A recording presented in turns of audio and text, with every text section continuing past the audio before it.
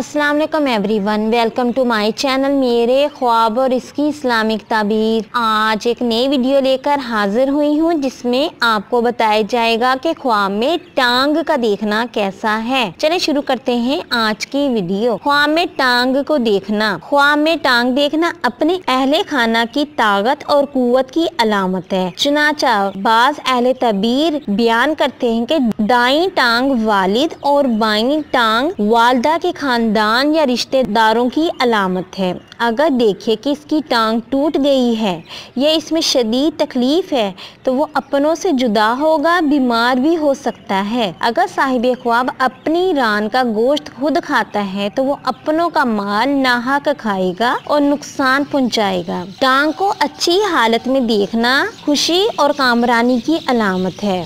उम्मीद करती हूँ कि अल्लाह तबारक ताला आपका ख्वाब आपके हक में बेहतर करे और उम्मीद करती हूँ कि आपको ये वीडियो अच्छी लगी होगी। तो इस वीडियो को लाइक शेयर एंड सब्सक्राइब करें। अगर कोई सवाल करना हो इस वीडियो के मुतालिक या किसी भी ख्वाब की कोई भी ताबीर मालूम करना चाहते हैं तो नीचे कमेंट्स में कर सकते हैं। Thanks for watching and supporting video. अल्लाह हाफिज़।